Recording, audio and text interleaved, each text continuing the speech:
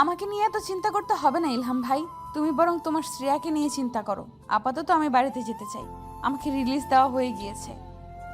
এখন যদি করুণা করে আমাকে বাড়ি পৌঁছে দাও তাহলে উপকৃত হব। ইলমার এহেন কথায় তার বিরক্তিতে চ সূচক শব্দ করে রইল। ইলহামের মাথায় বিরক্তির চড়া ভাঁজ দেখা গেল। সে কিছুই প্রকাশ করল না, প্রতি উত্তরে শুধু বলল, আমাকে ধর, এগিয়ে দিচ্ছি। ইলমা ভেবে পায় না এই মানুষটার কাছে এসে কিভাবে বিরক্তিকর হয়ে গেল। আগে তো ইলমার চোখে হারাতো, তাহলে এখন কলিং বেলের শব্দে ছুটতে গেলেন ইলহামের মা। ইলমার কপালে ব্যান্ডেজ থাকায় জিজ্ঞেস করলেন। ইলমার আগে ইলমা উত্তর দেয় যে, আনন্দে তোমার ভাইজি আত্মহারা হয়ে গিয়েছিল, যার কারণে রাস্তায় অ্যাক্সিডেন্ট করেছে।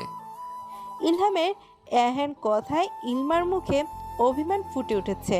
পরক্ষণেই মনে করে নিল, যেখানে তার অভিমানের মূল্যই দেওয়া হয় না সেখানে অভিমান করে লাভ কি।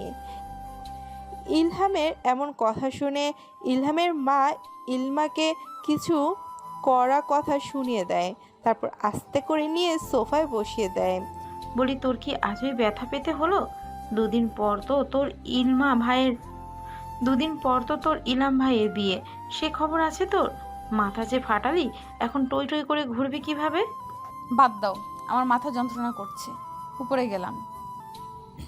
ইলমার এহেন উত্তর শুনে ইলহামের মুখে তৃপ্তির হাসি দেখা গেল। সে তো এটাই চেয়েছিল, তিলে তিলে শেষ হোক। অবশেষে চলে গেল সেই মাহেন্দ্রক্ষণ। একই সাথে সে সব পেয়ে যাবে। দুদিন পেরিয়ে গেছে, ইলমাও আগের ন্যায় সুস্থ। তবে সে প্রিয় মানুষের একটা শুভ দিন থাকতে চায় না, তাই তো অসুস্থতার বাহানায় সকাল থেকে শুয়েই আছে। আজ ইলহামের হলুদ। ইলহামের মা তাকে হলুদ রঙের শাড়ি দিল, তারপরও ইচ্ছে করছিল না। তারপর জোর করে ইরা আপু তাকে শাড়ি পরিয়ে দিল। বাড়িতে একটা অনুষ্ঠান বিধায় সকল এখানে হাজির। মা বাবার সাথে কথা হয়েছে, আমার শরীর খারাপ বলে তারা আমাকে ঘরের কথাই বলেছে, তাই আমি এখন পর্যন্ত নিশ্চিত। হঠাৎই দরজায় টোকা পড়ল। প্রথমবার করলেও সাড়া দেয়নি, কিন্তু পরের বার কেন জানি না সাড়া না দিয়ে থাকতে পারলাম না।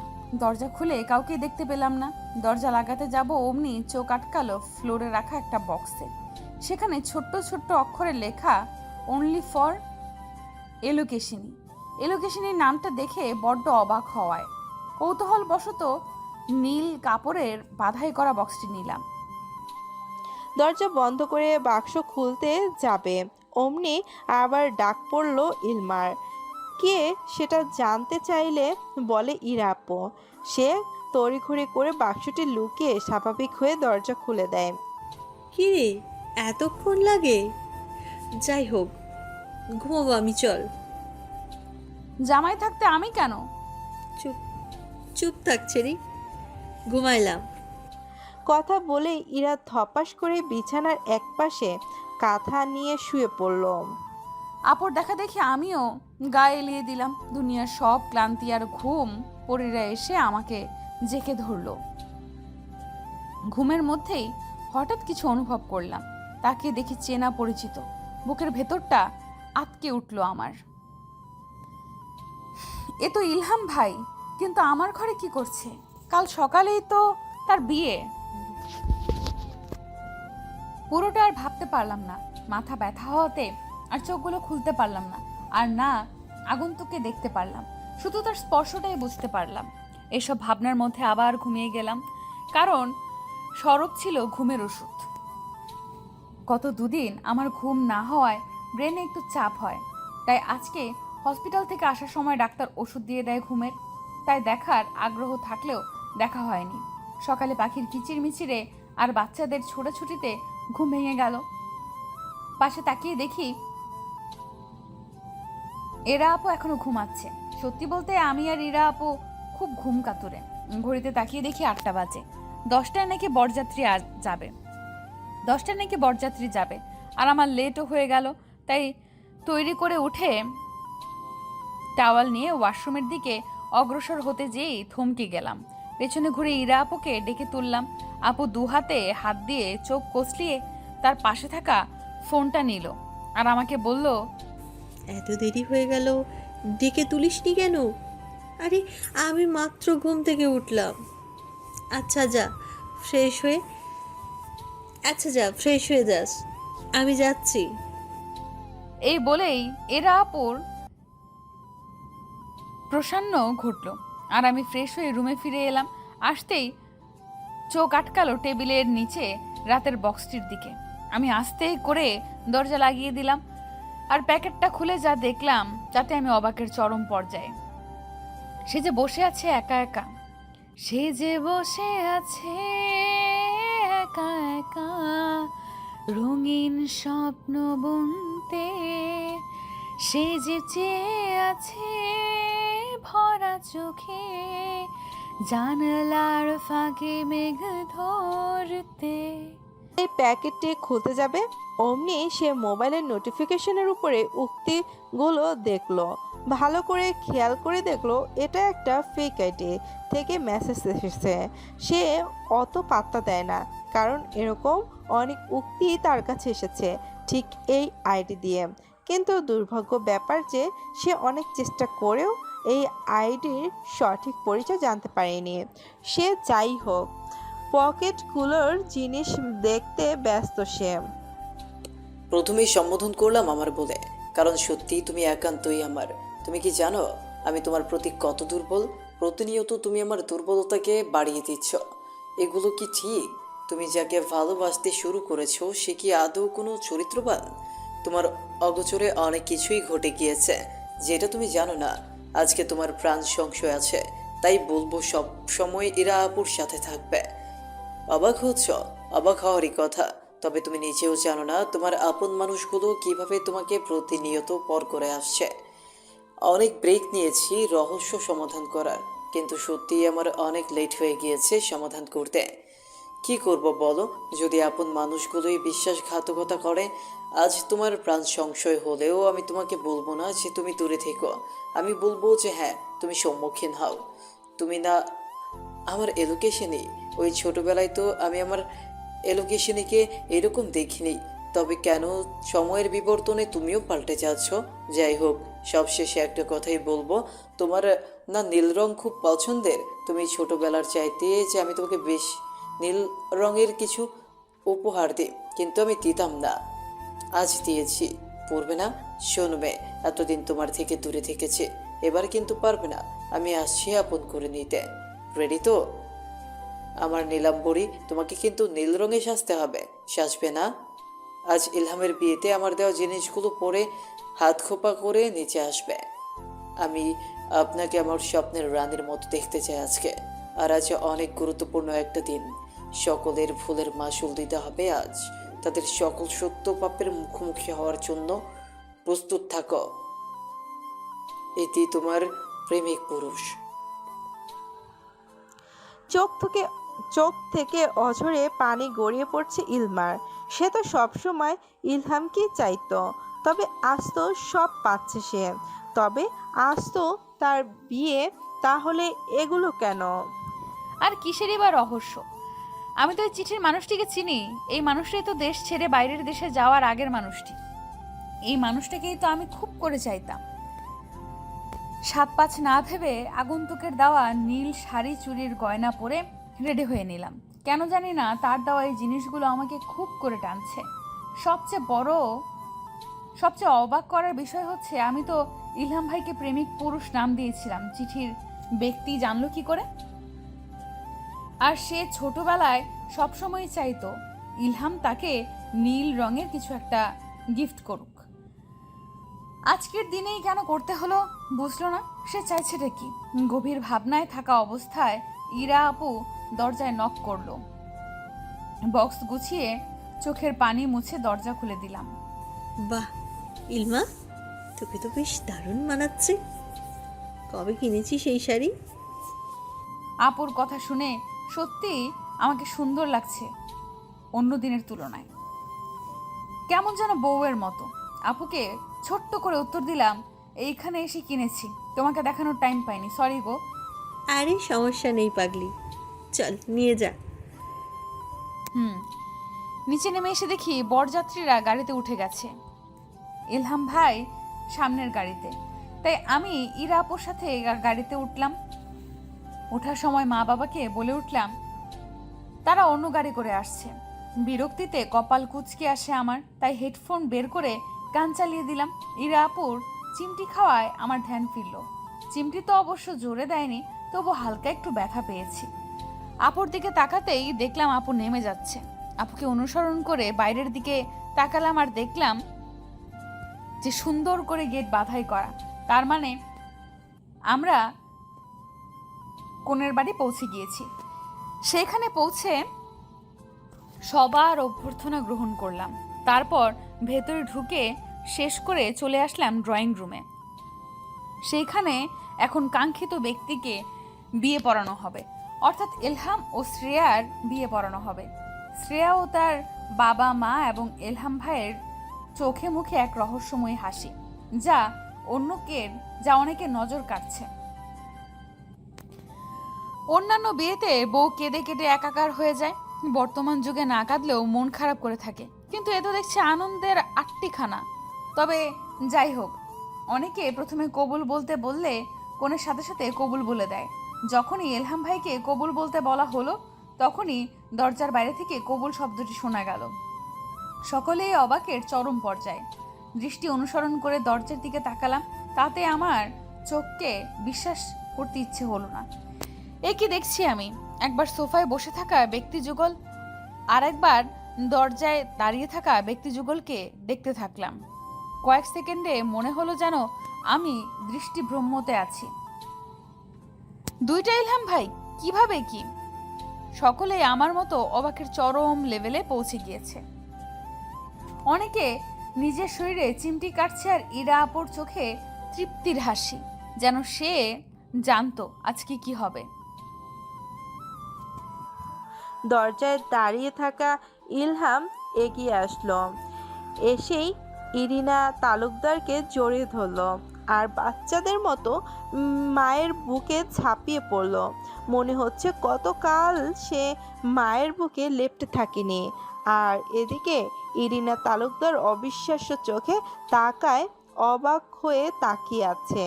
সে একবার বুকে পড়ে থাকা ইলহাম আর সোফায় ইলমা আর সোফায় বরবেশে বসে থাকা ইলহামকে দেখে নিল। বরবেশে ইলহামের মুখে ভয়ের ছাপ কেমন যেন ফ্যাকাশে হয়ে গিয়েছে। বাড়ির সকলেই উৎসুক হয়ে ইরিনার বুকে মাথা ইলহামের দিকে তাকিয়ে আছে। সকলেই মনে একই বিস্ময়কর প্রশ্ন, কে এই দুটি মানুষ?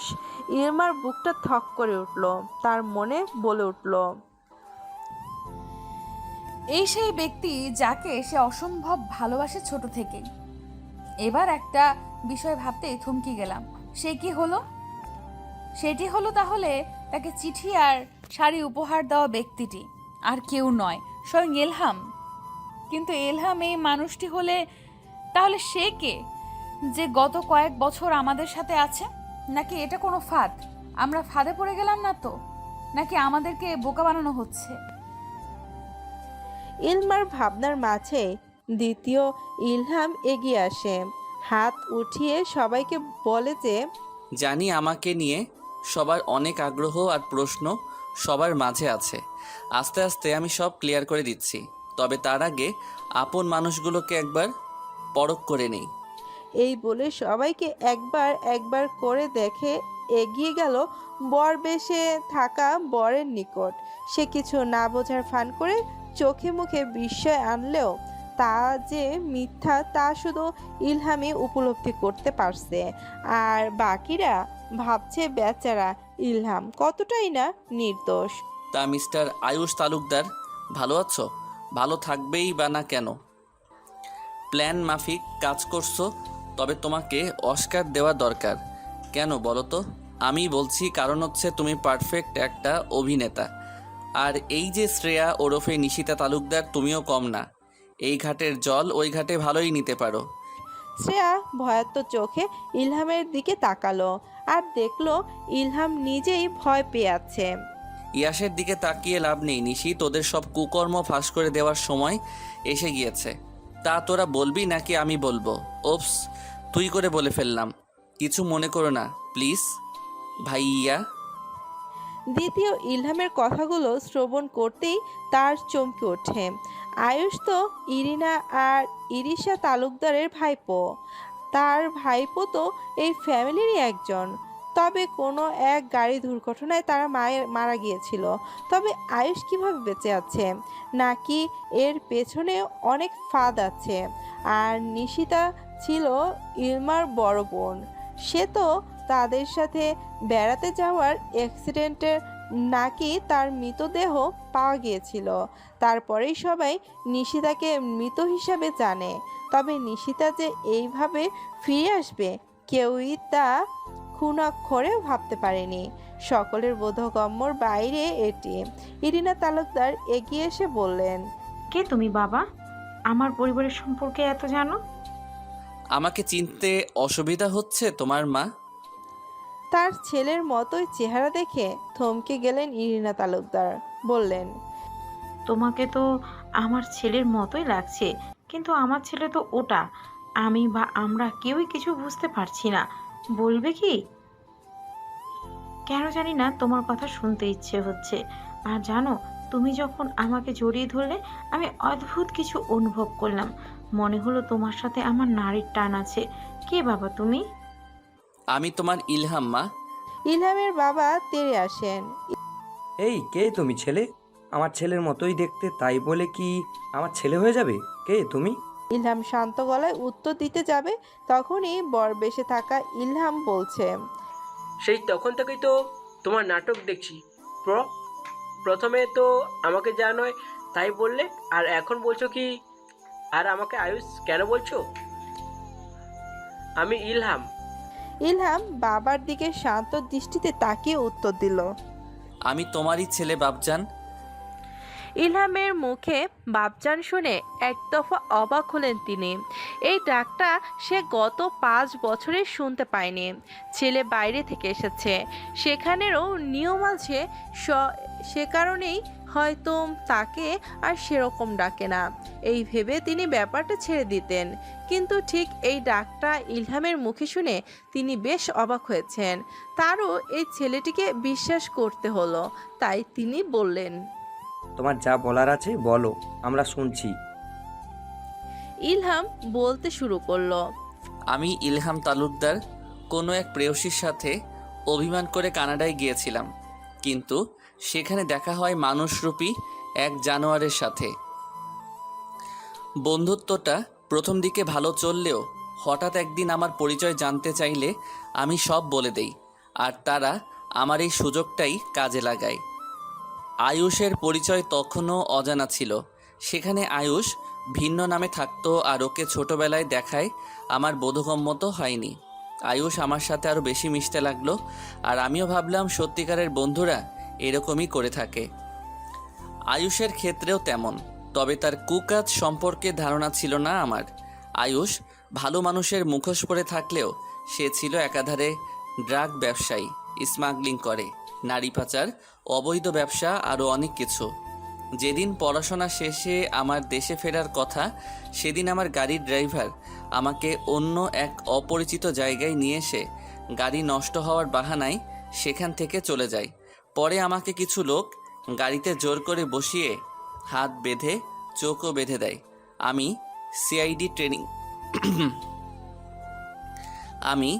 সিআইডি ট্রেনিং প্রাপ্ত হওয়ায় অনেক আগে কিছু একটা আন্দাজ করেছিলাম, তবে এরকমটা হবে সেরকম চিন্তা মাথায় আনিনি। বোকা দলেরা আমার ব্যাপারে জানতো না। আমি ডিজাইনিংয়ের নাম করে সিআইডি টিম নিয়ে কাজ করি, সেটা সৎ ব্যক্তিরাই জানে। তাই সেখানে বসেই আমি ছক কষতে শুরু করেছিলাম। আমাকে কিডন্যাপ করে একটা জায়গায় নিয়ে যাওয়া হয়। জায়গাটা আমার পরিচিত ছিল, কারণ যেখানটায় আমি বাংলাদেশের সবচেয়ে বড় স্মাগলারের হুদেশ পাওয়ার হিন্ট পেয়েছিলাম। আমি চাইলেই সেখানকার ছেলেপেলেদের শুইয়ে দিতে পারতাম, কিন্তু আসল প্লেয়ারকে খুঁজে পাওয়া আমার দরকার ছিল। তাই অপেক্ষা করছিলাম তারা গাড়িতে আসতে আসতেই আয়ুষের ব্যাপারে অর্ধেক বলে দেয়, যে আমি সহজেই বুঝতে পারি যে এই সেই স্মাগলার। কিন্তু আমার সাথে তার কোনো প্রকার শত্রুতা নেই, তাহলে সে কেন আমাকে ধরে নেবে আজও? তারপর তারা আমাকে 2 দিন যাবৎ না খাইয়ে রেখেছে। এগুলোই ভাবছিলাম, কিন্তু হঠাৎ কারোর কথোপকথন শুনতে পেলাম। বস, মালটাকে তো তুলে আনলাম। আপনি বাংলাদেশ থেকে আসছেন কখন? ওকে বস, আপনার কথা মতো খাবার দিচ্ছি। জি, আমরা সব রেডি রেখেছি। আপনার আসার পথে সব কাজ সেটেল করছি, শুধু আপনার আগমনের অপেক্ষায়। ওকে বস। তারা তাদের বসের কথা মতো আমাকে কিছু খাবার এনে দেয়। আমি খাবারের দিকে তাকিয়ে ওদের জিজ্ঞাসা করলাম, আমাকে বেঁধে রাখার মানে কি? চুপচাপ খেয়ে ঘুমে যা, বাড়তি কথা পছন্দ না। সেদিনের খাবারই আমার কাল হয়ে দাঁড়ায়। খাবারে তারা এমন এক পয়জন দিয়েছিল যে আমি ফুল 4 বছর সজ্ঞানে আসতে পারিনি। ওরা প্রতিদিন আমাকে ইঞ্জেকশন পুশ করে জীবিত রাখত। পয়জনের কাজ ছিল 6 বছর, কিন্তু তাদের ছেলেপুলেদের ভুলের কারণে আমি ধীরে ধীরে সুস্থ হয়ে যাই। তারা পয়জনের বদলে আমাকে অ্যান্টিবডি দিতে থাকে, যেটা আমি বাইরে থেকে আনিয়েছিলাম। আমি একজন সফল সিআইডি অফিসার হওয়ায় আমার সাথে সবসময় জিপিএস থাকতো, আর আমি সেটাই সুযোগ নিয়ে সাদাতকে জানাই, কারণ সাদাত ছিল আমার সহযোগী। আমরা দুজনেই ব্যবসার নাম করে সিআইডি ট্রেনিং নিয়েছিলাম। তারপর সাদাত কোনোভাবে অ্যান্টিবডি পাঠিয়ে দেয়, আর আমার সাথে ভয়েস রেকর্ডার লাগিয়ে দেওয়ায় এখানকার সব পরিস্থিতি তারা বুঝতে পারে। আর আমিও বুঝতে পেরেছিলাম না এখানে আমার দোষ কোথায়। যখন 4 বছরের মাথায় আয়ুষ আমার সামনে আসে আর সব বলে, তখন আমি থমকে যাই। প্রথমে তো আমার চেহারা বেশি ব্যক্তিকে দেখে ভয় পেয়েছিলাম, দ্বিতীয়ত এটা যে আয়ুষ সেটা জেনে। আয়ুষ আসার 2 দিন আগে একটা ছেলের থেকে শুনতে পেরেছিলাম আয়ুষকে নিয়ে অহংকার করতে, আর তখনই জেনে যাই আয়ুষই কুখ্যাত স্মাগলার। আর আয়ুষের থেকে এটা জানার পর আরও ঘাবড়ে গেলাম এই শুনে যে সে আমার পরিবারে আমার পরিচয় থাকছে। কারণ জিজ্ঞাসা করলে সে বলে ওর বাবা মা এর মৃত্যুর পেছনে নাকি আমার পরিবারের হাতে হয়েছে। এটা শুনে চিন্তার ভাঁজ পড়ল আমার কপালে। পুরো ব্যাপারটা সাদাতকে জানাই। পুরো ব্যাপারটা ঘাটতে আর সুস্থ হতে আমার 1 বছর সময় লেগে গিয়েছে। আমি কিছুটা সুস্থ হলেও পুরোটা নই। পয়জনের অ্যাফেকশন এখনও কিছু আছে। আমার জায়গায় অন্য একটা লোককে প্লাস্টিক সার্জারি করে আমার মতো করে পাঠিয়ে দেয় সাদাত। দেশে থেকেও যে ও আমাকে এতভাবে উপকার করবে ভাবতে পারিনি। তবে আমার মতো দেখতে লোকটার জন্য কষ্ট হলেও তাকে জানানোর পরে বলেছে, তোমার জন্য আমি আমার পানটাও দিতে রাজি ঈশান, এটা তো কিছুই না। সেই মোতাবেক আমি তাকে জিজ্ঞাসা করলে বলে আমি নাকি তার পরিবার বাঁচিয়েছিলাম একদিন, তাই তাকে যেন এইটুকু করতে দেই। আয়ুষ আমাকে চলে যাবার পর বলে রুমে যেন কেউ না ঢুকে, সেটাই বড় সুযোগ হয় আমাদের। তারাও প্রয়োজন ছাড়া আসে না। তবে অবাক হয় এই যে সেদিনের পর আয়ুষ তাদের সাথে একটা কথাও বলেনি। তারা ভাবতো আমি বেশি আনাপ পাগল। বর্তমান ফ্ল্যাশব্যাক। তার কথার মাঝে আয়ুষ তেড়ে আসে ইলহামের দিকে, কলার ধরতেই নিতেই বলে, তুই যে ফবিদের মৃত্যুর জন্য আমাদের পরিবারকে দায়ী করেছিস, একবার খতিয়ে দেখেছিস? তুই তো স্মাগলার ছিলি, চাইলেই সব জানতে পারতি, কিন্তু করিসনি। বিশ্বাসঘাতক ফুপাকে বিশ্বাস করেছিস। ফুপা ছিল অত্যন্ত লোভী। তিনি লোভের বশে কত মেয়েকে ফাঁসিয়েছে তার কোনো হিসাব নেই। দ্বিতীয় ইলহাম প্রথম ইলহামের দিকে তাকিয়ে থেমে যায় আর বলে, আমার কথা শেষ হয়নি আয়ুষ। কণ্ঠ এতটাই দৃঢ় ছিল যে আয়ুষ থেমে গেল। ইলহাম দরজার দিকে তাকিয়ে সাদাতকে ইশারা করতে এক মহিলাকে নিয়ে ঘরে ঢুকলো। এক অজ্ঞাত ব্যক্তি। মহিলাকে দেখে উপস্থিত সবাই অবাক, যেন ভিন্ন গ্রহের কোনো এক এলিয়েন তিনি দেখছেন। ইলহাম তার দিকে তাকিয়ে বলে, বাকিটা তুমি বলো, আমি হাঁপিয়ে গিয়েছি। অজ্ঞাত মহিলাটি এগিয়ে আসলো আর ইলমার বাবার দিকে তাকিয়ে বলল, এসে গেছি ভাই, তোদের সব সর্বনাশ করতে। তিনি আবার এগিয়ে এসে বলতে লাগলেন, সেদিন অ্যাক্সিডেন্ট হয়েছিল ঠিকই, তবে সেটা এমনি এমনি হয়নি, করানো হয়েছে। সেটা করেছে ইলমার বাবা। সে আমার ভাই হয়ে এটা করবে সেটা ভাবতে পারিনি। আমজাদ আর ইফনান মিলে করিয়েছিল, কারণ ছিল আমার অটল সম্পত্তি। ভাই হয়ে যে এই কাজটা করবে সেটা ভাবতে পারিনি। হ্যাঁ, আমি ওর সৎ বোন, তবুও ছোটোবেলায় কখনো তোদের অন্যভাবে দেখিনি। তোরা আমার আপনজন, আমার কাছে তোমরা সম্পত্তি চাইতে আমি তোমাদের নির্দ্বিধায় দিয়ে দিতাম, কারণ আমি সম্পত্তি চাইনি, ভালোবাসা চেয়েছিলাম। ইলহাম সেখান থেকে বেরিয়ে বাইরে সাদাতের সাথে দেখা করে আমার বাসায় আসে। আমাকে ওই অ্যাক্সিডেন্টের পর পাগল না হওয়া সত্ত্বেও মেন্টাল হসপিটালে রেখে আসা হয়। হঠাৎ শুনি আমাকে কেউ নিতে এসেছে, কোথায় যেন নিয়ে যাবে। আমি সবসময় বিচক্ষণ, তাই তাকে দেখতে চাইলাম। তারপর সাদাতকে দেখে আমি অবাক হই। যেখানে আমাকে মৃত্যু ঘোষণা করা হয়েছিল 3 বছর আগে, সেখানে আমাকে খুঁজে বের করা সাদাতের কাম্য নয়। তবুও এত ভাবনার মাঝে সাদাতের সাথে বের হলাম। তারপর আমার চিকিৎসা করি, সেখানে বন্দোবস্ত করে সাদাত আবার দেশে ফিরে আসে, যাতে কেউ সন্দেহ না করে ওকে। আর তা ওই হলো। হঠাৎ সাদাত আমাকে বলল ইলহামকে নিয়ে আসছে, প্লাস ওর সাথে ঘটে যাওয়া সকল কিছু বলার পর সিদ্ধান্ত নেই যে এবার যা করার আমাকেই করতে হবে। আমি ইলহামকে পুরোপুরি সুস্থ করার পর ও আবার ইনভেস্টিগেট করতে থাকে। এই ব্যাপারটা অনেক আঘাত এনেছে আমার মাঝে, যে আমার ছেলে আমার পরিবারের ক্ষতি করিয়েছে। দ্বিতীয়ত কষ্ট লেগেছে আমজাদের কাণ্ডে। সে আমার স্বামী হয়ে কিভাবে নিজের সন্তানকে খারাপ দিকে ধাবিত করে। তাকে দেশে আসার আগেই লকআপে ভরে এসেছি। কথা বলেই থামলেন ইলহামের ফুপু। হ্যাঁ, তিনি যারা মৃত্যুর প্রতিশোধ নিতে আয়ুষ এত কিছু করেছে। আয়ুষ শুধু তার মায়ের দিকে তাকিয়ে আছে অপলক। এই মানুষটিকে সে অসম্ভব ভালোবাসে। তাই তো তার মৃত্যুর জন্য বাবার কথা অনুযায়ী এদের সবার সাথে এমন করেছে। সে যাদেরকে বিশ্বাস করলো আর তারাই নাকি শেষে বিশ্বাসঘাতকতা। ইলহামের ফুপু আয়ুষের দিকে ধীর পায়ে এগিয়ে গেলেন। আয়ুষের গালে হাত রেখে বলল, ইলহামের মতো হওয়াটা কি উচিত ছিল বাবা? মানে? বলেই বাচ্চাদের মতো মায়ের বুকে ঝাঁপিয়ে পড়ল। এ যে সত্যিকারের কান্না।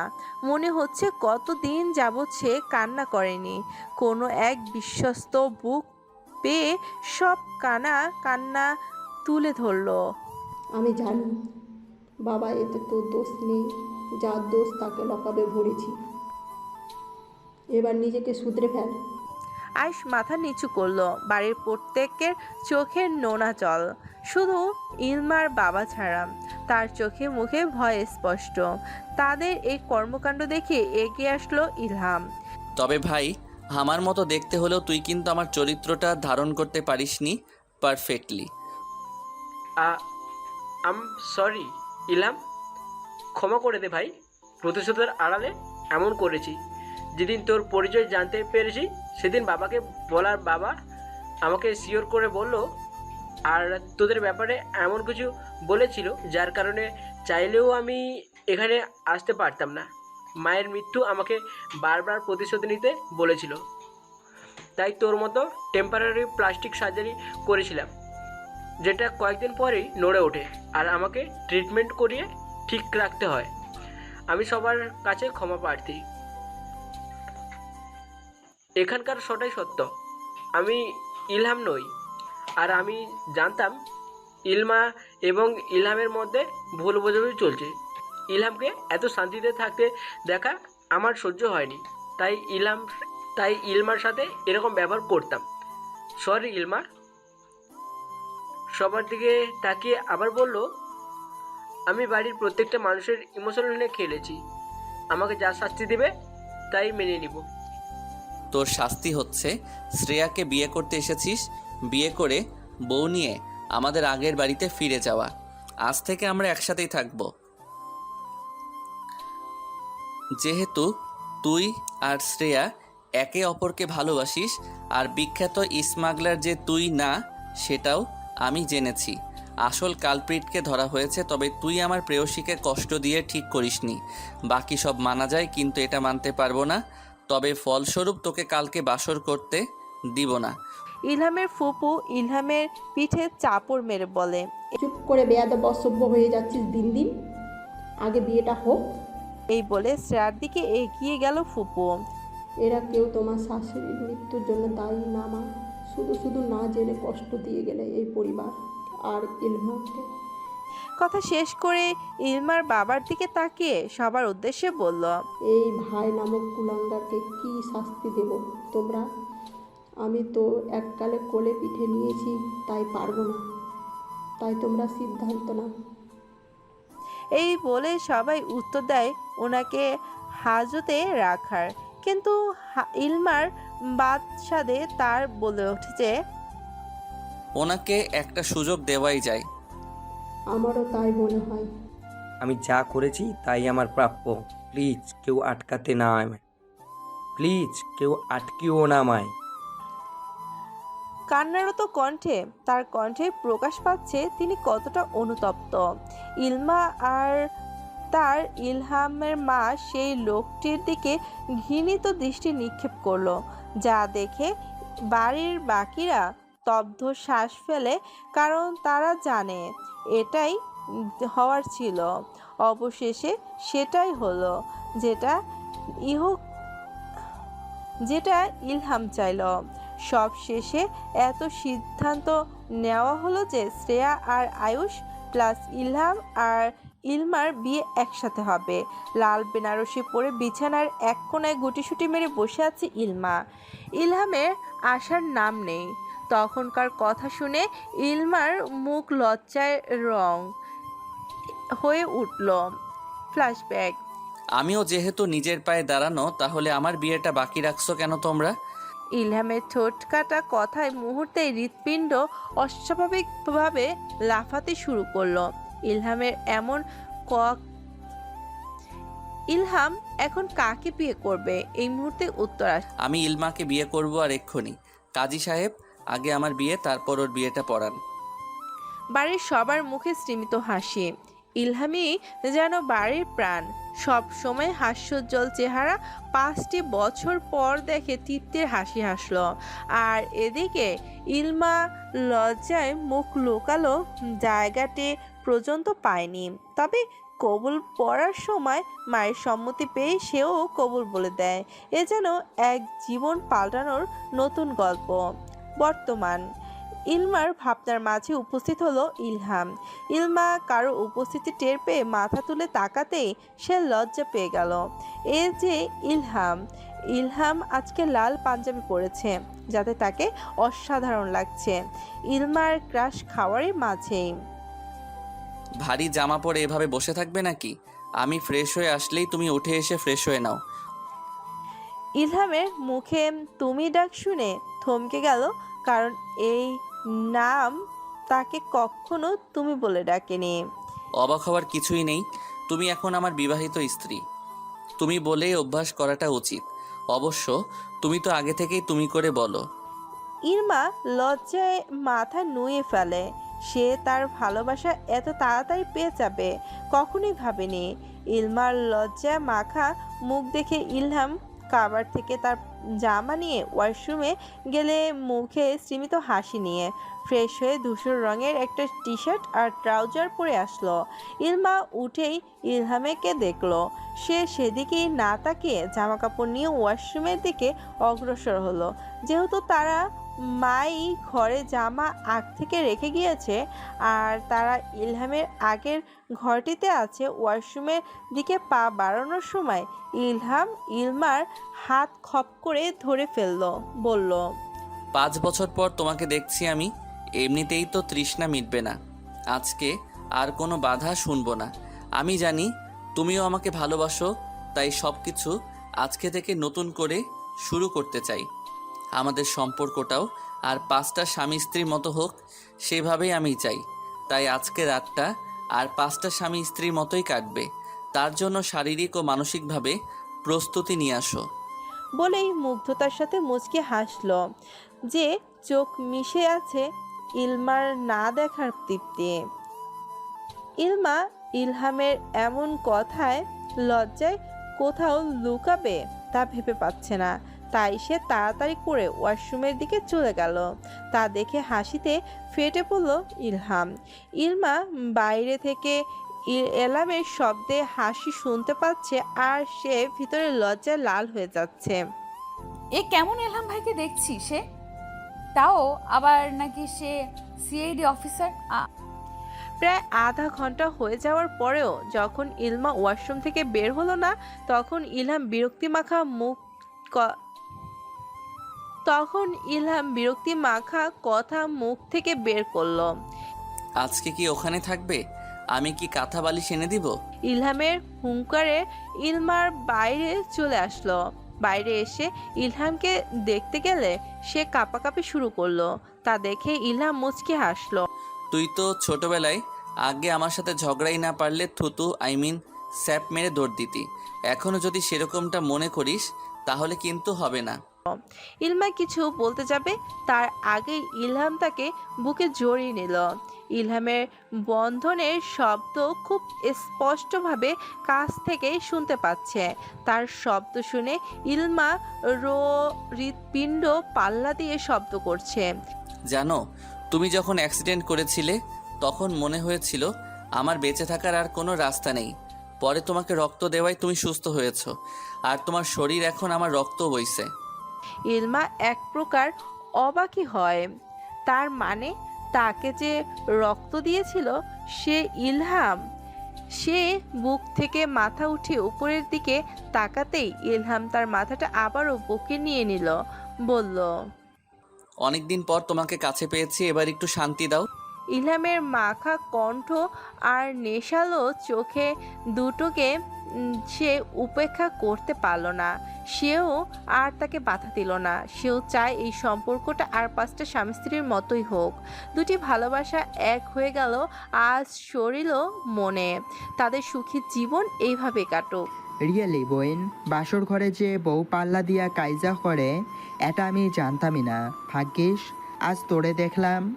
আর ওইদিকে যাই দেখ, ইলহাম ভাই কত কি কইরাল আমারে থুইয়া, আর তুই এখন নাটু শুরু করছস।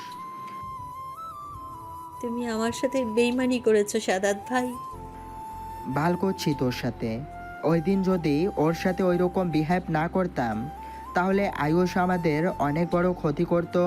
সে তো তখন প্রতিশোধের উন্মোদনায় ছিল, যার কারণে সে আমার ঘরেও সিসিটিভি লাগিয়ে দিয়েছিল। আমি চাইলেই তা সরিয়ে ফেলতে পারতাম, কিন্তু ও বুঝে যাবে যে আমি ওর ব্যাপারে সব জানি, তাই ওর সাথে ওরকম বিহেভ করছিলাম। এবার তোমার চাই, আর এখন তো কোনো বিপদ নেই আমাদের, তাহলে কেন এরকম করছিস? কথাটা বলেই সাদাত ইরাকে জড়িয়ে ধরতে যাবে, অমনি ইরা বলে ওঠে, হয়েছে বোন, এখন তুই বাংলা সিনেমার ডায়লগ মারিস না যে শয়তান তুই আমার দেহ পাবি কিন্তু মন পাবি না। পরক্ষণেই সাদাত নিজের মুখে সিরিয়াস ভাবে না বলল, ঠিক আছে, তোর যেহেতু আমার সাথে থাকতে ইচ্ছে নেই, থাকতে হবে না। আর তুইও মনে হয় অন্য কাউকে ভালোবাসিস, তাই আমার কাছে ধরা দিলে তোর এত সমস্যা। যদিও আমার তোর উপর সব অধিকার আছে, কিন্তু আমি অন্য পুরুষদের মতো কাপুরুষ হতে পারবো না।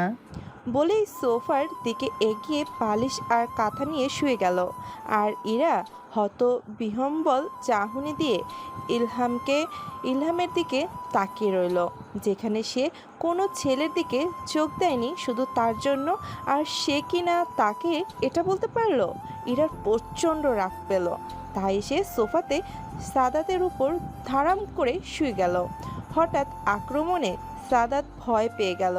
পরবর্তী তার পেয়সীর বাচ্চামো দেখে তাকে দু বাহুতে জড়িয়ে নিল। ইরাও বাচ্চাদের মতো গুটিয়ে রইল সাদাতের নিকট। এই মানুষটিকে সে অসম্ভব ভালোবাসে। অবশেষে সাদাতও চাহিদা বাড়তে লাগলো, আর ইরাও বাধা দিল না। তাদেরও ভালোবাসা আজ পরিপূর্ণভাবে পূর্ণতা পেল। আয়ুষ আর শ্রেয়া পাল্লা দিয়ে খাচ্ছে। যদি শ্রেয়া উইন হয় তাহলে আয়ুষকে সে সব অধিকার দেবে, আর নয়তো 1 মাসের জন্য আয়ুষকে তার থেকে দূরে থাকতে হবে। এরকম আজব শাস্তির কারণ আয়েশার ক্ষমতা থাকার পরেও কেন দিন দিন খারাপ কাজ করে গিয়েছে ও? প্লাস ও যে তার মামাতো ভাই সেটা কেন বলেনি আগে? মিষ্টি রোদের ঝলমলে দিনে 3টি পবিত্র সম্পর্ক শুরু হলো। রান্নাঘরে দাঁড়িয়ে একসাথে 3 নববধূ দাঁড়িয়ে আছে, জামদানি শাড়ি পরে মাথায় ঘোমটা দিয়ে।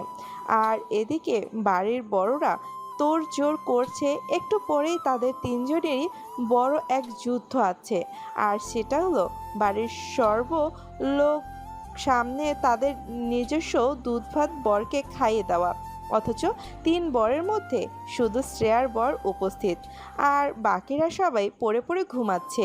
ইরিশা তালুকদার তাড়া দিয়ে বলল, ইলহামের ফুপি। কিরে ইলমা, ইলহামকে ডেকে দিয়ে আয়। আমি যাব। তো আর কে যাবে? আমি যাই, সাদাত ভাই যাক। না না, ও যাবে কেন? তোর জামাই তুই যা। আমার জামাই এখানে বসে বসে শুধু আমাকে দেখবে। যা। না বোন, আমার বউয়ের কথাই শেষ কথা। ও যখন বলেছে তার মানে না।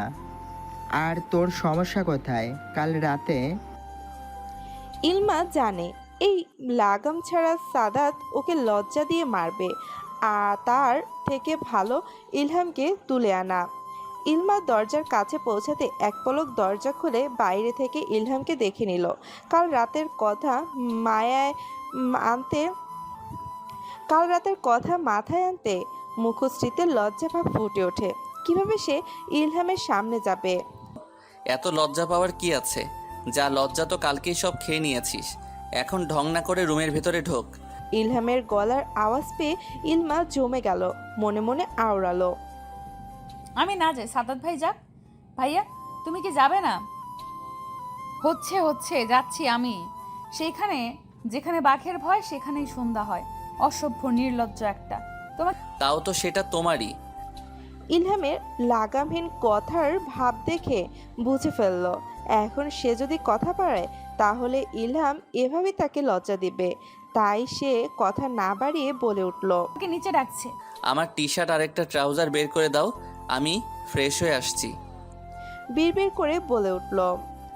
ইলমার কানে এক লাইনের বাক্যটি বারবার বাজতে লাগলো, আর নিজের কাছে মনে হতে লাগলো যে সত্যি তাহলে আমার ভালোবাসার মানুষ একান্তই আমার।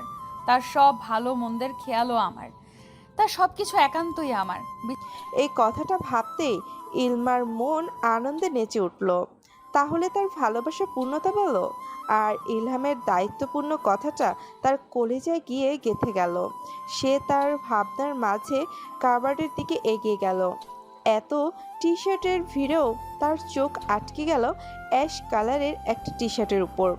সেটাকে নিয়ে আরেকটা ট্রাউজার বের করে বিছানার উপর রাখলো।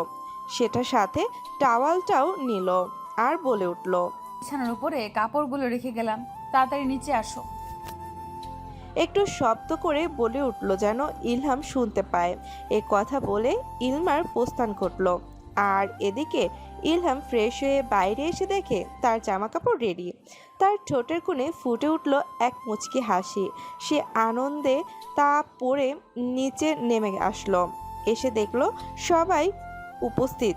তা দেখে ইলহামের মা বলে উঠল, সবাই এক জায়গায় বসো, আর টেবিলের উপর পাশে নিজেদের বউদের বসাও।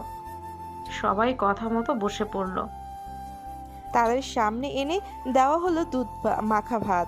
ঢাকনা উঠিয়ে প্রথমে শ্রেয়া না মাখিয়েই আয়েশের মুখে ধরল। এতে সবাই অট্ট হাসিতে ফেটে পড়ল। আর তা দেখে শ্রেয়া ঠোঁট উল্টালো আর বলল, আসলে আমি আগে কখনো এসব করিনি তো। আসলে আমি এসব কখনো করিনি বা অভ্যস্ত না। তা দেখে ইরিনা বললেন, পারো না তো কি হয়েছে, শিখে নেবে। আমরাই তো। ইরিনা তালুকদারের এমন শাস্তিমূলক কথা শুনে শ্রেয়া বুক ভরে শ্বাস নিল। যাই হোক, সে এত কিছু করার পরেও বাড়ির সবাই আয়ুষ সহ খুব নর্মালি ভাবে মেনে নিয়েছে। সে ইরা আর ইলমাকে অনুসরণ করে সে ভাত মাখালো। অপরদিকে ইরা আর ইলমা যত্ন সহকারে দুধ আর ভাত মাখিয়ে দুজনের দিকে তুলে ধরলো আর দুজন টুপ করে মুখে নিল। ইলমা কাজ না পারলেও যে টুকটাক কাজ করতে পারে আর ইরা তো সব ধরনেরই কাজই করতে পারে, সেখানে দুধ ভাত মা খাওয়ানো তো কোনো ব্যাপারই না। অবশেষে এই পর্ব শেষ করে তিন দম্পতিরা স্বস্তির শ্বাস ফেলল আর সিদ্ধান্ত নিল বিকাল দিকেই তারা ঘুরতে বের হবে, তাও আবার তিনজন একসাথে। কিন্তু কে জানতো এই পবিত্র দিনের কাল হয়ে দাঁড়াবে বিকেলের ঘুরতে যাওয়া। এক কালবৈশাখী ঝড় জীবনে নেমে আসলো। বর্তমান চোখের পানি মুছতে মুছতে অতীত মনে করছিল ইলমা। কেন তার সবাই মিলে ঘুরতে বের হলো? আজ ঘুরতে বের না হলে এই দিন দেখতে হতো না। হ্যাঁ, ইলমা এতক্ষণ অতীতেই ছিল। অতীত মনে করা শেষ করে চোখ দুটো বন্ধ করে রইল। খুব ক্লান্ত সে। এই মুহূর্তে কোনো এক শক্ত কাঁধের দরকার তার। সে যে হাঁপিয়ে গিয়েছে। তবে ইলমা জানে যে পুরো পরিবারকে অ্যাক্সিডেন্ট করানোটা কাকতালীয় হতেই পারে না। অনেক ভেবেছে সে, অনেক ক্লান্ত সে। 4 দিনে তার চেহারায় এক ফ্যাকাশে ভাবটাও চলে এসেছে। আর আসবেই বা না কেন, যেখানে তার প্রিয়জনেরাই তার কাছে নেই। সুন্দর একটা সংসার শুরু করার আগেই তছনছ হয়ে গেল। সে আর কাঁদবে না। সবার সুস্থতার মাঝে তাকে এই বিষয় নিয়ে ইনভেস্টিগেশন করতে হবে। সবার সুস্থতার মাঝেই তাকে এই বিষয় নিয়ে ইনভেস্টিগেশন করতে হবে। তাই সে হাত ঘুরিয়ে তার কেবিনের পাশে থাকা ফোনটা হাতে নিল। কারো নাম্বারে ডায়াল করতে ওপাশ থেকে রিসিভ করে উঠতে ইলমা বলে উঠল, আমি আমার জবে আবারও ফিরছি স্যার। আপনাকে হোয়াটসঅ্যাপে একটা মেসেজ দিচ্ছি, আপনি ফাইল রেডি করুন। আন্ডারওয়ার্ল্ডের মাফিয়া প্লাস বিশ্বাসঘাতকদের এবার সে আর ছাড়বে না। পর মুহূর্তেই বেজে উঠল সাদাতের ফোন। অপর পাশ থেকে কিছু বলে উঠল, যার প্রত্যুত্তরে ইলমা বলল, হ্যাঁ আমি বুঝতে পেরেছি, এবার যা করার আমাকে আর তোমাকেই করতে হবে। তবে তোমার মৃত্যুর কথা জানিয়ে দিয়েছি আমি। আর এলহামের অবস্থা ধীরে ধীরে খারাপের দিকে যাচ্ছে। আমার মাথা কাজ করছে না, জানি না আদৌ আমাদের বাড়ির রহস্য উদ্ঘাটন করতে পারবো কিনা। কি ভয়ঙ্কর একটা স্বপ্ন দেখলো ইলমা। তাড়াতাড়ি করে উঠতে চাইলো, কিন্তু তাতে সে সক্ষম হলো না। কারণ স্বরূপ হলো ইলমা তাকে দু বাহুতে ইলহাম তাকে দু বাহুতে শক্ত করে জড়িয়ে ধরে রেখেছে। ইলহামকে এভাবে দেখে স্বস্তির শ্বাস ফেলল ইলমা। ভাগ্যিস এটা তার স্বপ্ন ছিল, সত্যি হয়নি, এই অনেক। হ্যাঁ, ইলমা এতক্ষণ অ্যাক্সিডেন্টের স্বপ্নই দেখছিল। তবে সে যে স্বপ্নে গোয়েন্দাগিরি করেছে এটা ভেবেই তার প্রচুর হাসি পেল। যে নাকি নিজের চিন্তায় পারে না, সে নাকি উদ্ঘাটন করবে রহস্য। হাস্যকর ছাড়া আর কিছুই না এটা। ঘড়িতে তাকিয়ে দেখে রাত 3টা বাজে। সত্যি বলতে তারা পার্কে ঘুরতে গিয়ে অনেক মজা করে রাতে ক্লান্ত হয়ে বাসায় ফিরে এসে ঘুমিয়ে যায়। কিন্তু ইলহামের কাজ থাকায় সে তখন আসতে পারেনি। ইলহাম কখন বাড়িতে ফিরে সেটা তার খেয়ালে ছিল না। তবে এটা ভেবে তার অনেক শান্তি লাগলো যে ইরান তাকে জড়িয়ে ঘুমাচ্ছে। সে আর কিচ্ছুটি ভাবলো না। ভোর শীতে গুটিয়ে গেল। ইলমা মোটামুটি স্বাস্থ্যবান হওয়ায় লেপ্টে গেল ইলহামের সাথে। বাইরে থেকে কেউ বুঝবেই না যে এখানে দুজন আছে। আসলে স্বামী স্ত্রীর সম্পর্ক এমনই হওয়া উচিত যে রাতে ঘুমানোর সময় তাদের মাঝে সূচ পরিমাণ অবধি জায়গা থাকবে না। হ্যাঁ, এটাই ইসলাম বলে। তবে ইলমার সাথে এটি ঘটায় সে বেশ আনন্দিত। ইলমা তার ভাবনার মাঝেই ঘুমিয়ে গেল। আবার বিকেলের মিষ্টি রোদে ছাদে পাটি বিছিয়ে বসে আছে 3 নবদম্পতি ও বাড়ির বড়রা। উদ্দেশ্য তাদের ট্রুথ অ্যান্ড ডেয়ার খেলা। তবে এতে বড়রা থাকতে পারবে না, যেহেতু এটা নবদম্পতি, তাই তারা সহজেই না করে দিয়ে 6টা পপকর্ন বক্স, চিপস আর কিছু বার্গার এনে দিয়ে সশব্দে নিচে চলে গেল আর বলে গেল তারা যেন সন্ধ্যার পূর্বেই নিচে নেমে আসে। তারাও এই কথায় সম্মতি জানালো, কারণ সন্ধ্যাবেলায় তারা আবার নাচের পার্টি দেবে। তবে সবাই রাজি হলেও ইলমার বেলায় বাদ সাধে ইলহাম। নাচের কথা শুনে ইলহাম নিঃশব্দে রুমে গিয়ে ইলমাকে ডেকে পাঠালো। সে জানে ইলমা খুব ভালো নাচতে পারে, তাকে বলা মাত্রই সে রাজি হয়ে যাবে, কিন্তু ইলহাম তা চায় না। তাই সে ইলমাকে বলল, আমার বউ অন্য কাউকে নাচ দেখাক সেটা আমি চাই না। চাইলেই জোর জবরদস্তি করতে পারি এটা মানার জন্য, কিন্তু আমি তা করব না, কারণ বিয়ে আগে এক ছিল আর এখন আরেক। আগে আমার বউ না হলেও এখন তুমি আমার অর্ধাঙ্গিনী। আমার ভালো মন্দ সব তোমাকেই খেয়াল রাখতে হবে। আমি শুধু আমার মতামত প্রকাশ করলাম, বাকিটা আমার বউয়ের হাতে। ইলমা চোখ যেন সর্ষে ফুল দেখছে, কারণ এই কথাগুলো যে ইলহাম বলবে সেটা তার মাথায় আসেনি কখনো। স্বামী স্ত্রীর সম্পর্কটা এমন যে পবিত্র এক টানে একজন অপরজনের কথা মানতে বাধ্য। ইলমা কিছু না বলে পাশ কাটিয়ে চলে গেল রোবটের ন্যায়, আর এদিকে ইলহাম বেকুবের মতো দাঁড়িয়ে রইল। সে কাকে কি বলল? ইলমা যে তার কথা মানবে না এটা ভেবেই ইলহামের চোয়াল শক্ত হয়ে আসে। পরক্ষণেই সবার ডাকাডাকিতে ছাদে এসে দেখলো যে এখানে এসবের ব্যবস্থা করা হয়েছে। ইলমা শেষে কি করে সেটা দেখার জন্যই ইলহাম না পারতেই এসবে বসেছে। সবার হই হুল্লোড়ে ইলহামের সম্মতি ফিরল। আশপাশে বোঝায় প্রয়াস চালাতেই দেখলো যে বোতল ঘুরিয়ে গিয়ে পড়লো ইলমার দিকে, আর ইলমা কাদো কাদো ফেস নিয়ে তাকিয়ে আছে সবার দিকে। সে প্রত্যেকবারই এই খেলায় ডেয়ার নেয়, কারণ ট্রুথ নিলে আল্লাহ জানে কি না কি জিজ্ঞেস করে বসে এসব পাগলের দল। আজও তার ব্যতিক্রম নয়, তবে আজ ঘটে ভিন্ন ঘটনা। বোতল ইলমার দিকে ঘুরে আসার পর ইলমাকে জিজ্ঞেস করলে বলে,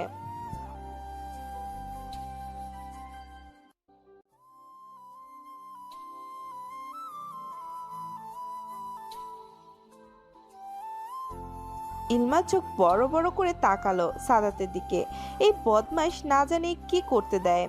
আর সাদাতের ডেয়ার দেওয়ার কথা শুনে সবাই লাফিয়ে ওঠে, চিৎকার দেয়, কারণ সবাই জানে সাদাতের ডেয়ার মানে অসম্ভব ভয়ঙ্কর। আর এই চিল্লানোতেই ইলহামের সম্মতি ফেরে। সে বাকি সবার কাণ্ড দেখছে। অবশেষে তারাও সাদাতের কথায় সম্মতি জানায়। সাদাত বলে ওঠে, যদি না পারিস তাইলে ভাববো তুই একটা লুজার। জুতা আমি করিনি এমন কিছু, জুতা আমি করিনি এমন কিছুই নেই, সব পারি। আজকে যা বলবে এমনি তো ঝটপট করে দিব। বলো বলো। তুই ইলহামকে আমাদের সবার সামনে ঠোঁটে ঠোঁট ওটা করবি? আস্তাগফিরুল্লাহ, কি? ভাজা মাছটা উল্টে খেতে জানিস না? এমন ভাব করছিস যেন কাল রাতে তো সব। আমার মুখ খোলাস না, ভালো হবে না বললাম।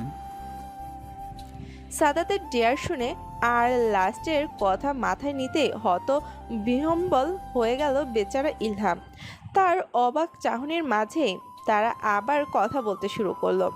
অবশেষে ইলমা নিজের মনকে অনেক কিছু বুঝিয়ে তাদের কথা সায় দিল আর বলল, ঠিক আছে আমি করব। আর সাদাতের বাচ্চা দেখিস তোকে আমি কি ডেয়ার দেই। এই বলে ইলমা ইলহামের দিকে অগ্রসর হলো। কুয়াশায় ঘেরা শুভ সকাল। ইলহামের হাত ধরে হাঁটছে ইলমা, গায়ে চাদর জড়িয়ে, আর মনে মনে ভাবছে কিভাবে দিনগুলো পেরিয়ে গেল।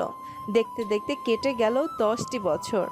সুখ দুঃখের মধ্য দিয়ে তারা দিনগুলো কাটিয়েছে। কেউ কখনো কাউকে ছেড়ে যায়নি। তার এই ভাবনার মাঝে চলে আসলো এক কান্নার শব্দ। দিবা এগিয়ে এসে ইলহামের কাছে বিচার দিতে লাগলো, আর সেদিকে তাকিয়ে আছে ইলমা।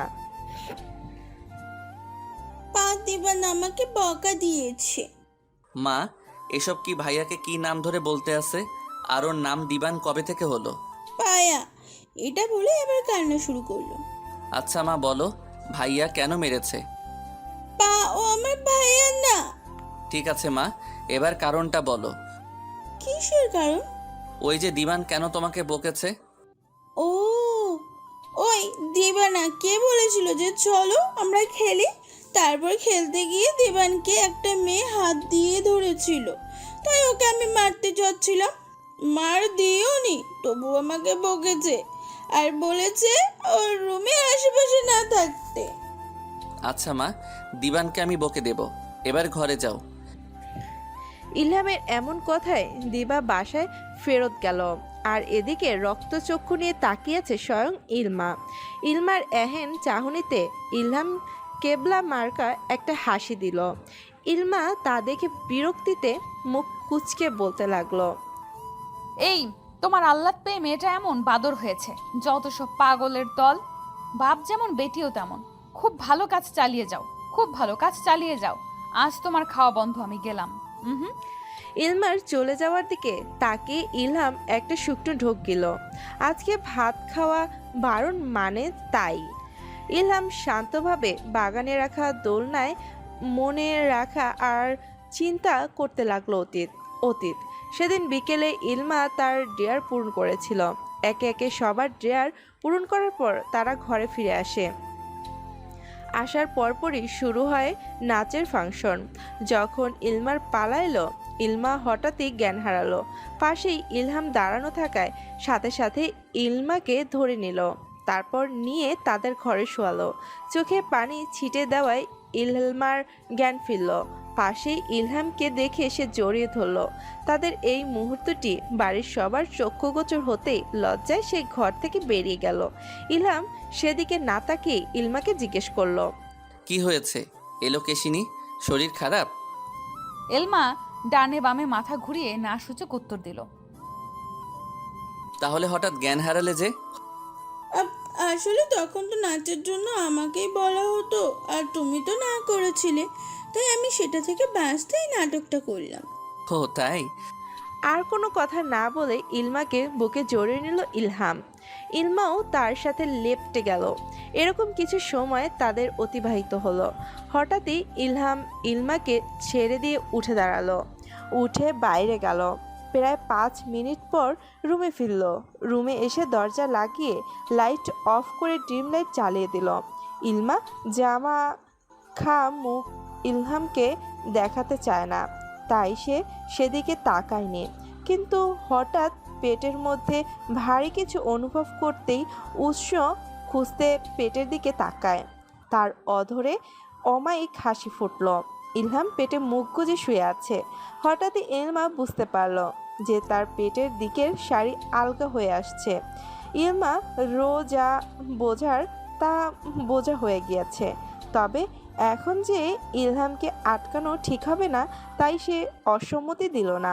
আবারও তারা দুজনকে ভালোবাসলো নতুন রূপে। এভাবে অতিবাহিত হয়ে যায় তাদের 10টি বছর।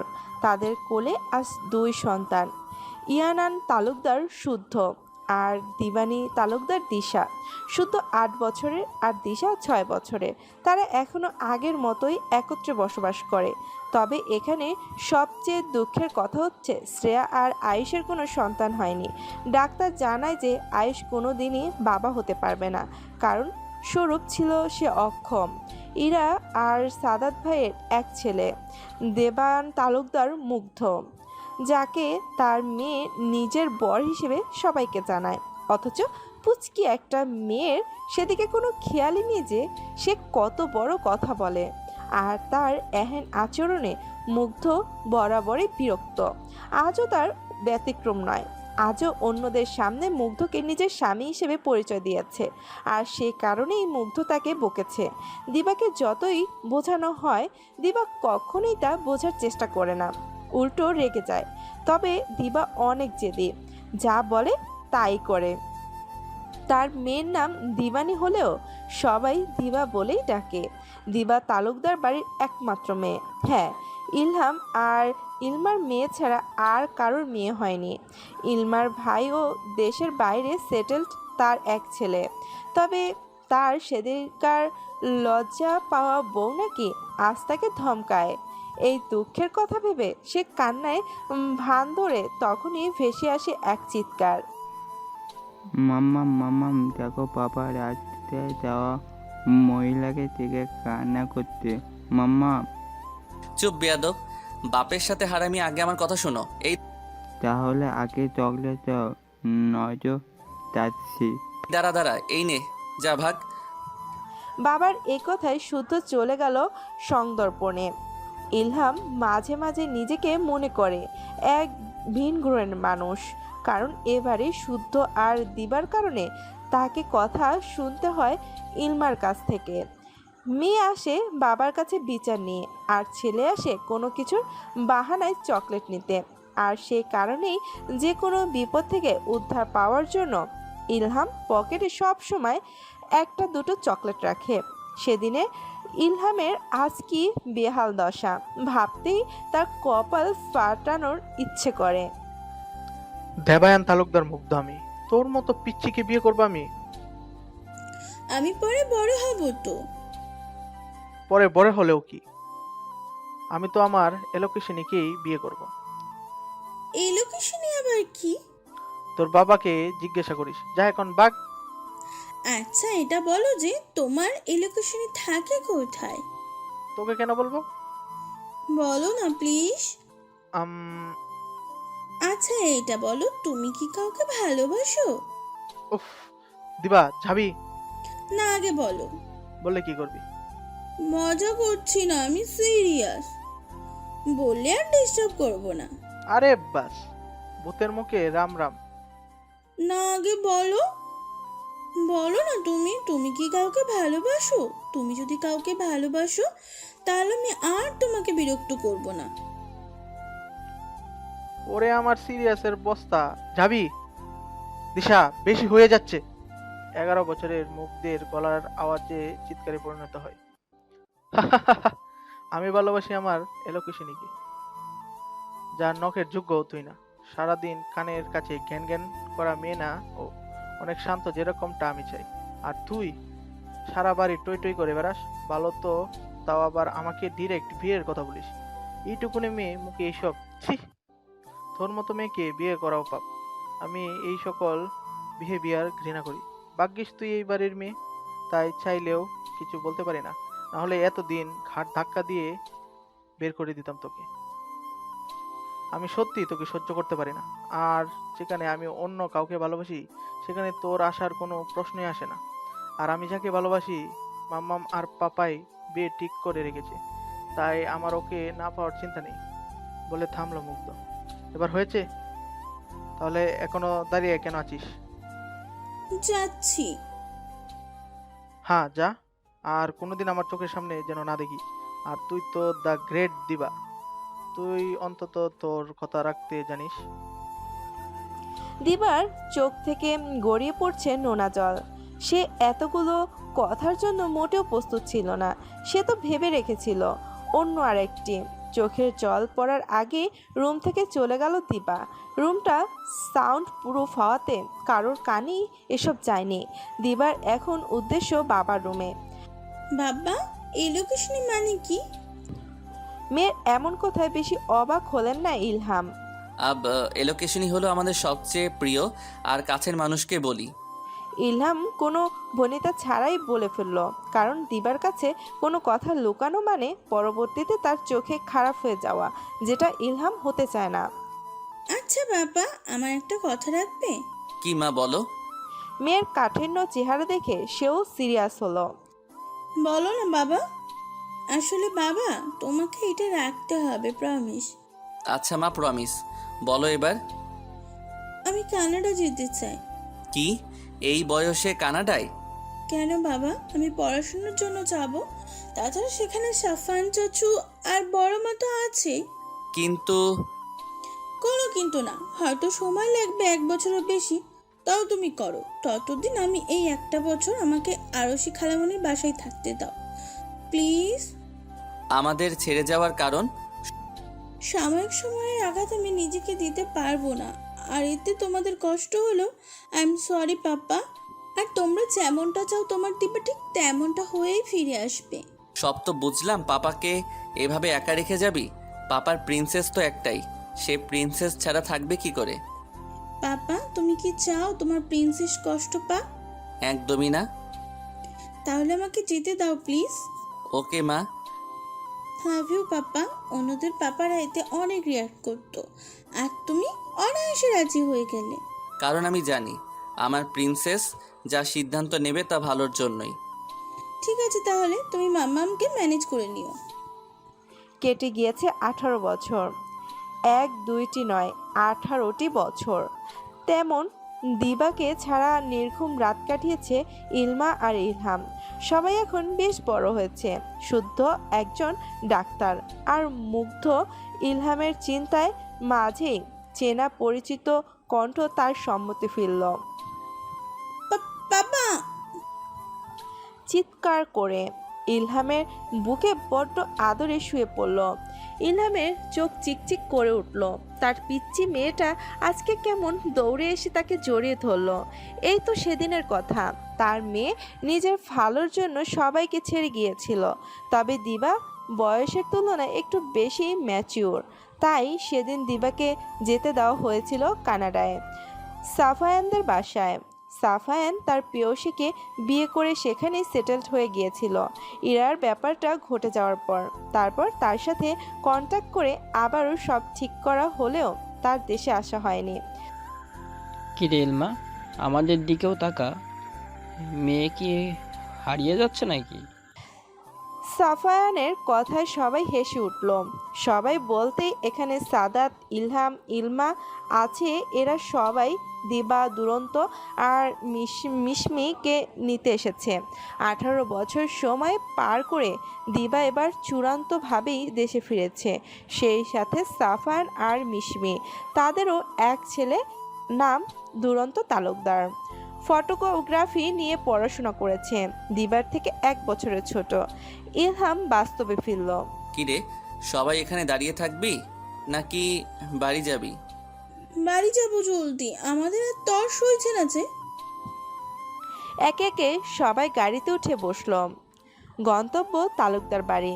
এদিকে রান্নাঘরে তোড়জোড় চালাচ্ছে ইরা, শ্রেয়া আর কাজের বুয়া। আজ হরেক রকমের পদ রান্না করেছে। ইলমা এয়ারপোর্টে যাওয়ার, সে আজ নেই। পর মুহূর্তে কলিং বেল বেজে উঠল। সকলেই চমকিত হলো। কাজের বুয়া দৌড়ে দরজা খুলে দিল, আর পেছন পেছন এগুলো ইরা আর শ্রেয়া। দরজার সামনে অতি পরিচিত মুখ দেখে কান্না করে দেওয়ার উপক্রম হলো সবার। দরজার সামনে সাফওয়ান, দুরন্ত, মিশমি, দিবা। সাফওয়ানকে ইরা ঘৃণা করলেও সময়ের সাথে সাথে তা পাল্টে গিয়েছে। দিবা এসে সবাইকে জড়িয়ে ধরে কুশল বিনিময় করে নিজের ঘরের দিকে অগ্রসর হলো। এতদিন ভিডিও কলে যোগাযোগ রাখা কারোর ক্ষেত্রে কোনো অসুবিধাই হয়নি। দিবা নিজের ঘরের দিকে অগ্রসর হওয়ার সময় তার পাশের ঘরটা চোখ বুলালো আর এক তব্ধ নিঃশ্বাস ফেলল। মনে মনে বলল, যার জন্য এত লুকোচুরি তাকেই আমি বলতে পারিনি। আজও তোমাকে ভালোবাসি দেবায়ন ভাই। কানাডায় থাকতে থাকতে তোমাকে ভাই বলাটা অভ্যাসে পরিণত করে ফেলেছি। তবে তোমার থেকে দূরে গিয়ে অনেক লাভ হয়েছে আমার। জানো, আমি না এখন নিজেকে সামলাতে পারি, অনেক শান্ত, যেমনটা তুমি চেয়েছিলে। তবে তোমার মতন হয় কি লাভ, তুমি তো অন্য কারোর। যাই হোক, তোমার শুভ দিনের অশুভ ছায়া হব না, নিশ্চিত থাকো। আর মাত্র কটা দিন, তারপরে তো তোমার প্রেয়সীর সাথে বিয়ে। এসব কথা ভাবতে ভাবতেই দিবা তার ঘরে এসে চারো পাঁচটা চোখ বুলিয়ে নিল। তার কথা মতোই চারদিকে সবুজ আর সাদা কম্বিনেশনে দরজা আর জানালার পর্দা আর সুন্দর সুন্দর নীল তারাবাতি। সে এসব দেখে তার হাত ব্যাগটা বিছানায় রেখে সাদা সবুজের টি শার্ট আর পাজামা নিয়ে ওয়াশরুমে ঢুকলো। প্রায় অনেকক্ষণ পর বের হয়ে দেখে ইলমা তার বিছানায় বসে আছে, খাবার সাজিয়ে। সে তার মাকে মিষ্টি একটা হাসি উপহার দিয়ে খেতে শুরু করে আর মায়ের সাথে জমানো কথা জুড়ে দেয়। আর জানতে পারে দেওয়ান নাম করা একজন গায়ক বর্তমান। চোখ দিয়ে গড় করে পানি পড়ছে। অতীতকে বর্তমানে আনার প্রয়াস চালাচ্ছে একজন। 18 বছরের তরুণীর বয়স 35-এর কোঠায় পা দেওয়ায় তখন তার শরীরের এখন এর দূরও কি পড়ি 18 বছর তরুণীর বয়স 35-এর কোঠায় পা দেওয়ায় তখন তার শরীর এর ও পরিবর্তন ঘটেছে। হ্যাঁ, এটাই দিবা। সে এখনো বিয়ে করেনি। সে আজও ভালোবাসে তার প্রিয়তমকে। সেদিন তার দেওয়ান মুগ্ধ ঠিকই বিয়ে করেছিল, সেই সাথে স্বাভাবিক জীবন। সে তো ভেবেছিল কল্পনার মতো তার প্রিয়তম তাকে ছেড়ে দিবে না, কিন্তু তা হয়নি। বেমালুম ভুলে বসেছিল তার প্রিয়তম যে তার এলোকেশনে নিয়ে ব্যস্ত। তবে সেদিনকার বিয়ের দিন মুগ্ধর সাথে দেখা হলেও কথা হয়নি দিবার। কেন জানি না, ইচ্ছা হয়নি তার। মনে হয়েছে অন্যের জিনিসকে কেড়ে নেওয়া হবে এই ব্যাপারটি। তবে বলতেই হয়, বাড়ির সবার সাথে মেলামেশা হলেও মুগ্ধের সাথে তার কোনো কথাই হয় না। সেটা বাড়ির সকলের চোখে পড়ে, কিন্তু কেউ কিছু বলার সাহস পায় না। বলবেই বা কিভাবে? একটা মেয়ে যে ভালোবাসার দহনে নিজেকে পুড়াচ্ছে, ছোটকাল থেকে নিজেকে সামলানোর জন্য যে নিজেকে আড়াল করেছিল, সে সত্যিই তা পারেনি। আর এদিকে তার প্রিয়তম এর সুখের সংসার দেখে নিজেকে আটকে রাখতো অনেক কষ্টে।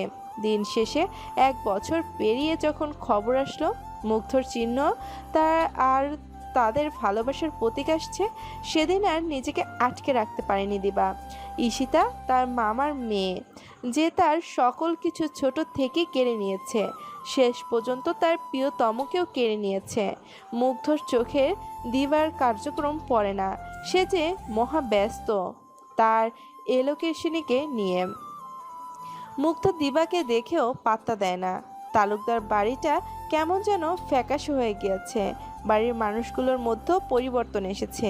দিন শেষে একা হয়ে পড়ে রইল ইলমা আর ইলহাম, কারণ তাদের মেয়ে আবার একা থাকার সিদ্ধান্ত নিয়েছে। সম্মতি না দিলে জানায় সে মরে যাবে, তাই অনিচ্ছা থাকার পরেও যেতে দেওয়া হয়েছিল দিবাকে। আর ইলমা আর ইলহাম শুদ্ধর সাথে দেশের বাইরে চলে যায়, কারণ শুদ্ধ তার চাকরি সেখানে পাওয়ায় ওখানে থাকতে ব্যস্ত। তার কিছুদিন পর দিবাকেও সেখানে থাকতে বলা হয়। তবে সব ঠিক থাকলেও ঠিক হয়নি তালুকদার বাড়ির সম্পর্ক। এলোকেশিনী নামের মতোই সব এলোমেলো হয়ে গেল। শেষের কথাটুকু ইলমা দীর্ঘশ্বাস ফেলে বলল, ইস, যদি দেওয়ান ভাইকে না ভালোবাসতাম তাহলে সবাই কত সুখী হতো। আমার জন্য সব এলোমেলো হয়ে গেল, তাই না? আজ তাকে ভালো না বাসলে তোমরাও তোমাদের মেয়ে, নাতি, নাচ জামাই, মেয়ের সংসার সবার সাথে থাকতে পারতে, কিন্তু আমি সব ঘেঁটে দিলাম, ঠিক তাই বলো? মায়ের কোলে শুয়ে কথাগুলো বলছে দিবা। ইলমা আজকাল চোখে কম দেখে। তার প্রেমিক পুরুষও যে তার এলোকেশনীকে ছেড়ে পরপারে চলে গিয়েছে কয়েক বছর আগে, তারও দিনক্ষণ ফুরিয়ে এসেছে যে। আর এই বয়সে মেয়ের এহেন কথা কি বলবে খুঁজে পায় না ইলমা। তবে আমি সারা জীবন এইভাবে আমার দেবান ভাইকে ভালোবেসে যাব, হোক না সে অন্য কারোর। আমার কল্পনায় সে একান্তই আমার। জানো মাম্মাম, ওকে নিয়ে আমার কত স্বপ্ন, ইচ্ছে ছিল, কিন্তু এখন আমার স্বপ্নরা ইচ্ছেগুলোর আমাকেই পাল্টা জিজ্ঞাসা করে, কী রে তোর স্বপ্নরাজ কোথায়? দেখেছিস, বেশি আশা করতে নেই, বেশ হয়েছে তোর সাথে। কথাগুলো বলেই ডুকরে কেঁদে উঠল দিবা। তার প্রিয়তম ভালো থাকলেও সে ভালো নেই। প্রিয়তম চাইলেই তাকে সুখ দিতে পারত, বরং দেয়নি, দিয়েছে লাঞ্ছনা। আজ তার বাবাটাও নেই। দাদা দাদি কবেই চলে গিয়েছে সবাইকে ছেড়ে। নানা নানিও তার ব্যতিক্রম না।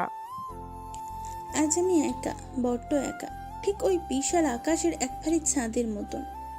বিরহে গা ভাসিয়ে দিলাম। বাস্তবতা দিয়ে হাঁটলে আর এরকম হতো না আমার দিনগুলো। মা মেয়ের কথার মধ্যেই কথার মাঝেই কানে ভেসে আসলো আজানের মধুর ধ্বনি। তা শুনে দুজনেই উঠে দাঁড়ালো। জীবনে তো অনেক পাপই করেছে, এবার না হয় পরকালের চিন্তা হোক।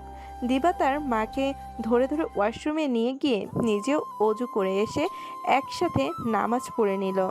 মোনাজাতে অঝরে কাঁদলো। নামাজ শেষে ইলমাকে বিছানায় বসিয়ে উঠে এসে বাইরে তাকিয়ে দেখলো গোধূলি লাল আভায় আকাশটা বেশ দেখাচ্ছে। সে আনমনে বলে উঠল, এইভাবে কত গধূলি তোমার সাথে কাটানোর কথা ছিল দেওয়ান ভাই। তবে ব্যাপার না, একা একাই গধূলি থেকে একদিন আমি নিজেই হারিয়ে যাব। তুমি তো রোজ তোমার এলোকেশনীকে নিয়ে হয়তো এটাই উপভোগ করো, রাত শেষে তার বুকেই ঠাঁই করে নাও। আফসোস থাকবে এই ক্ষুদ্র জীবনে আল্লাহকে ছাড়া পাশে কাউকে পাইনি, আর না পেয়েছি তোমার ভালোবাসা। আজ আমি শান্ত, ঠিক তোমার মনের নেই, তাও তুমি নেই। ভালো থেকো আমার প্রিয়তম। আমার মায়ের ভালোবাসা পূর্ণতা পেল, আমারটা পায়নি। আমার বাবা যেমন সব নারীর ভালোবাসা উপেক্ষা করে তার এলোকেশনকে বেছে নিয়েছে, এখানে তুমিও ব্যতিক্রম নয় আমার প্রিয়তম। ভালোবাসি তোমার এই রকম ভালোবাসার ব্যক্তিত্বকে, ভীষণ রকম ভালোবাসি। হ্যাঁ, আমি তোমার অস্তিত্ব ধারণকারী, তোমার অর্ধাঙ্গিনী হতে চেয়েছিলাম, কিন্তু বাস্তবে আমি নই, অন্য নারী। কিন্তু কল্পনা ঠিকই এমন, এর জন্য অবশ্যই আমার কল্পনায় পরীরা আমাকে নিয়ে ঠাট্টা করে। তবে এতে আমার ভ্রুক্ষেপ নেই, কারণ ভালোবাসা যে পবিত্রতা ছাড়া আর কিছুই নেই। কথাগুলো বলতে বলতে জানালার গ্লাস লাগিয়ে দেয়, কারণ শীতের কুয়াশা ইতিমধ্যে এসে ভিড় জমিয়েছে আর বেশ ঠান্ডাও লাগছে। তাই কাবার্ড থেকে কাপড় বের করে মাকে পরিয়ে দিয়ে নিজেও পরে নিল। হালকা কিছু নাস্তা বানিয়ে খেয়ে নিল দুজন। এ বাসায় তারা দুজন ছাড়া আর কেউ নেই। শুদ্ধরাও ও সময়ে তালে তালে আলাদা হয়ে গিয়েছে অন্য জায়গায়, আর তারা এই বয়সে যাবেই বা কোথায়? সেজন্য এই ভাড়া বাসায় তাকে তারা সেজন্য এই ভাড়া বাসায় থাকে তারা। এর টাকা অবশ্য ইলহামের পেনশন আর দিবার ব্যাংক ব্যালেন্স দিয়েই চলে যায় মাস আর বছরগুলো। আর দিবা ও ইলমা বর্তমানে পর্দায় থাকার চেষ্টা করে। যথাযথ রাত হয়ে এলো। ঘড়িতে তাকিয়ে দিবা বুঝতে পারে 11টা বাজে। এখন যে তার ঘুমের সময়, তাই ল্যাপটপ রেখে উঠে দাঁড়ালো। সে তার প্রিয়তমের ছবি দেখছিল, কিন্তু 11টা বেজে যাওয়ায় উঠে দাঁড়ালো। বিছানায় তাকিয়ে দেখলো বিছানার পাশে রাখা চশমাটার সামনে তার মা শান্তির ঘুম ঘুমাচ্ছে। চেহারাটায় বয়স্কতার ছাপ, তা দেখে মৃদু হাসে দিবা। তারও একদিন সময় আসবে এমন, কিন্তু দেখার কেউই থাকবে না। দীর্ঘশ্বাস ফেলে এগিয়ে গেল আলমারির দিকে। নীল ডায়েরির পাশে ভাঁজ করে রাখা জিনিসটি খুব যত্নের সহিত বাইরে আনলো। নীল ডায়েরির দিকে তাকিয়ে মুচকি হাসি ফুটিয়ে মনে মনে আওড়ালো, পাপার দেওয়া সেরা গিফট মামামের জন্য। সে টি শার্টটি নিয়ে ব্ল্যাঙ্কেট নিতে গেল। নিচে তাকিয়ে দেখলো হাজারো রঙের বাতিরা ভিড় জমিয়েছে। আসলে কানাডা শহরটাই এমন। সে আর না ভেবে টি শার্টটা বুকে জড়িয়ে নিল। পরম আবেশে চোখ বুজে মনে মনে বলে উঠল, প্রিয় মানুষ ছাড়াও জীবন চলে যদি সে থাকতে না চায়। I am realized that with very smoothly.